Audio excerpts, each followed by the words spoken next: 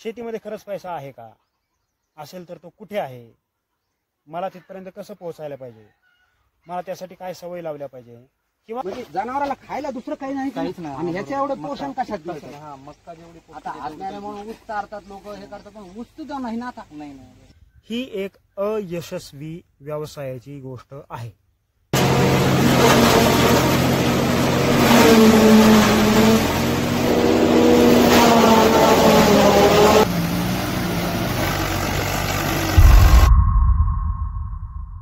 करा, सबस्क्राईब करा, कमेंट करा, फैला दो सब तरफ. वळूयात आजच्या ब्लॉगकडे. मित्रांनो नमस्कार, स्वागत करतो तुमचं फन रिच फार्म या यूट्यूब चॅनलवरती.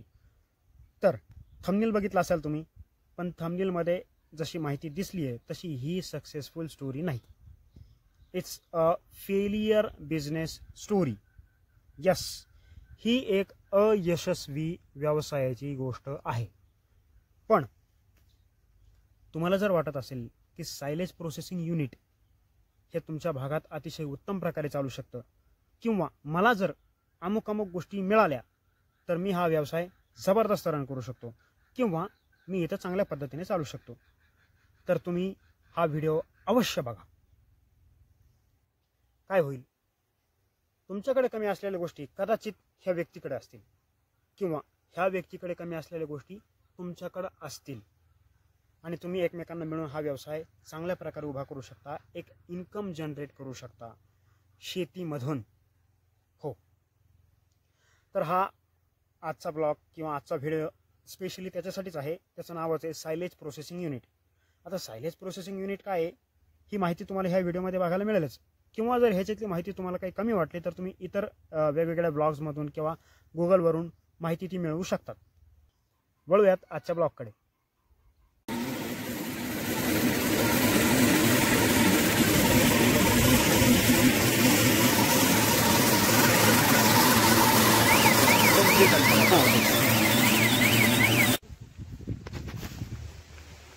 प्रेसिंग आणि पॅकिंग दोन्ही ह्याच्यात असतो.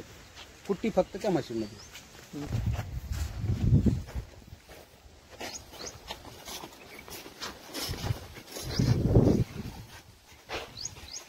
कुट्टी केलेली याच्यात टाकायची.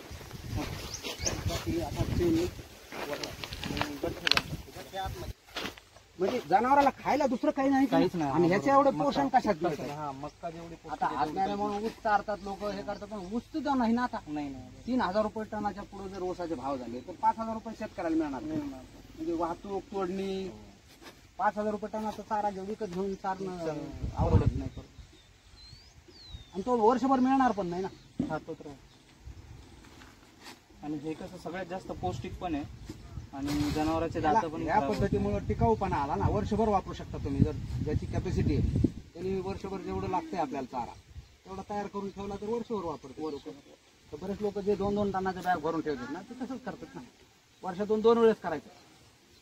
खरीपात एकदा आणि रब्बीत बॅग भरून ठेवतात, बस वापर मग त्याच वापरायचं. दररोज चारा बघायचं काम नाही. तुम्ही बाकी शेतकऱ्यांचे पण समजा सगळं खरेदी करता. हो, या भागात लागवडच नाही. आम्ही काय करतो, आमचं संपणा मग फलटण किंवा लातूर कमी अंतरावर लागवड केली आहे, तरी पण या दुष्काळी परिस्थितीत असताना सुद्धा मागे तुम्ही बघू शकता चांगल्या प्रमाणात हाईट गेली आहे.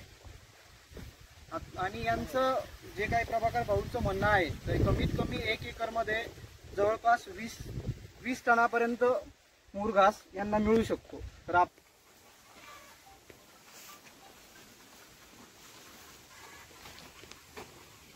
वजनदार आणि 2-2 कणस लागल्यामुळं ना तुमच्या वजनात पण फरक पडतो. कणस तर 2-2 लागायलाच पाहिजे त्याला, म्हणजे वजन मिळतं ना आपल्याला. बेडवर केलेल्या लागवडीमुळे आपल्याला अपेक्षित उत्पन्नात भर टाकण्यात येते, आणि पाण्याचा काटकसरीने वापर करून झाडांची संख्या पाहिजे तेवढी आपल्याला मर्यादित करता येते किंवा वाढवता येते. जास्त बियाणं वापरून आपण काय करतो, सरळ पेरणी करतो, परंतु ती शेतकऱ्याच्या फायद्याची नाही. शेतकऱ्यांनी बेडवरच लागवड केली पाहिजे, त्याच्यातूनच शेतकऱ्यांचा फायदा होण्यास मदत होणार आहे. आता हे सगळी नवीन लागवडीची तयारी केलेली आहे. आता 1-2-4 दिवसात पाऊस झाला की लगेच या ठिकाणी आम्ही मक्याची लागवड करणार आहोत.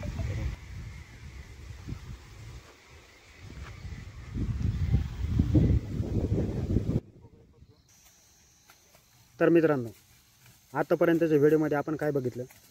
आपण बघितलं की मका लागवडीसाठी जागा कशी असली पाहिजे, मका या पिकाची निवड करताना आपण काय काय काळजी घेतली पाहिजे आणि यंत्रांची थोडीशी माहिती बघितली. आता ह्यानंतरच्या व्हिडिओत आपण बघणार आहोत मुरघास कसा तयार होतो, कोयत्याच्या साहाय्याने तोडणी आणि यंत्राच्या साहाय्याने तोडणी, ही जी व्हिडिओमध्ये दिसते. त्या दोन्ही पद्धतींचे वेगवेगळे फायदे आहेत आणि वेगवेगळे तोटे आहेत. कोयत्याच्या साहाय्याने तोडणीमुळे वेळ जास्त लागतो, खर्च जास्त लागतो आणि मजूरही जास्त लागतात. हेच यंत्राच्या साहाय्याने तोडणी केली तर हे सगळं कमी लागतं. आता आपण बघतोय व्हिडिओमध्ये दिसतंय शेतात कुट्टी करून पॅकिंग करायला घेऊन जाण्याची पद्धत. अनुभवातून असं लक्षात आलं की जर कुट्टी जागेवरच केली तर कमी जागेत जास्त माल बसू शकतो, म्हणजे न्यायला आणायला सोपं पडतं. त्यामुळे ती पद्धत करून बघितली. आता मका तोडून जागेवर आणायची, म्हणजे धांडच अख्खं तोडून आणायचं आणि त्याची जिथं आपल्याला मुरघास तयार करायचा आहे त्या ठिकाणीच कुट्टी करायची. त्या पद्धतीत असं लक्षात आलं की बाबा त्या कुट्टीमधला ओलावा हा कायम राहतो, त्याच्यामुळे मुरघास चांगला होतो. आता हे जे कटर दिसतंय हे कटर एकदम भारी क्वालिटीचं आहे. त्यांनी फार भारी फिनिशिंग या कुट्टीला येते. बारीक भुकटीच होते त्याची मकाची आणि ती मुरघास मुरवण्यासाठी खूप उपयुक्त आहे आणि जनावरांना पचायला सुद्धा हलकी असते. आता ह्या ती अशा वेगवेगळ्या पद्धतीने हा उद्योजक हा व्यवसाय चालू ठेवण्याचा प्रयत्न करतो. पण वेगवेगळ्या ठिकाणच्या वेगवेगळ्या अडचणी असतात. जसं एखाद्या वेळेस जर शेतकरी जवळ असतात तर मॅन्युफॅक्चरिंग युनिट खूप दूर असतं, किंवा मॅन्युफॅक्चरिंग युनिट जवळ असतं, शेतकरी जवळ असतात पण तिथं लाईट कनेक्शनच नसतं. ही मशीन चालवण्यासाठी 3 फेज लाईट खूप उपयुक्त आहे. खूप मोठ्या प्रमाणात नाही, पण किमान 1 एकर जागा जिथं माल आपला असा पडून राहील, मग तिथं त्याला उंदीर लागणार नाहीत, अशा ठिकाणची जरा थोडीशी सेफ जागा असणं आवश्यक आहे. आणि तिथून बायर्स म्हणजे हा मुरघास खरेदी करणारे दूध उद्योजक ते जवळ असणं खूप गरजेचं आहे. तर अशी जागा आणि असा एक व्यक्ती, अशा जागेच्या आणि व्यक्तीच्या शोधात हा उद्योजक आहे. कदाचित ती जागा तुमच्या आजूबाजूला कुठेतरी असेल किंवा ती तुमचीच जागा असेल. असं जर असेल आणि तुम्ही जर हा व्यवसाय करायला इच्छुक असाल तर तुम्ही ह्या व्यक्तीला अवश्य फोन करा. हा व्यक्ती आहे, हे उद्योजक आहेत, ह्यांचा हा नंबर आहे. तुम्ही यांना अवश्य फोन करा. माझ्या व्हिडिओमुळे जर एखादा उद्योग सुरू झाला तर मला खूप आनंद होईल. माझा प्रयत्न चालूच असेल व्हिडिओ बनवण्याचा. फन रिच फार्म ह्या माझ्या शेतीशी रिलेटेड चॅनलचा मुख्य हेतू हाच आहे. शेतीमधील गमती जमती आणि शेतीपूरक व्यवसाय. शेतीमध्ये खरंच पैसा आहे का? असेल तर तो कुठे आहे? मला तिथपर्यंत कसं पोहोचायला पाहिजे? मला त्यासाठी काय सवय लावल्या पाहिजे? किंवा बऱ्याचशा गोष्टी असतील ज्या शेती रिलेटेड असतील, शेतीशी संबंधित असतील आणि गावाशी संबंधित असतील, गावातल्या गावखेड्यातल्या माणसांशी संबंधित असतील. असेच वेगवेगळे व्हिडिओ मी तुमच्यासाठी नियमित घेऊन येणार आहे. आशा करतो की तुम्हाला माझा प्रत्येक व्हिडिओ आवडेल. तो तुम्हाला नेहमीच काहीतरी धमाल मस्ती मज्जा देईल, प्रेरणा देईल, उमेद देईल. आणि हो, चॅनल सबस्क्राईब करायला विसरू नका. शेअर करा, लाईक करा, फॉलो करा, कमेंट करा, काय वाटेल ते करा, पण फैला दो सब तरफ. पसरून टाका सगळीकडे, पिरून टाका सगळीकडे. धन्यवाद.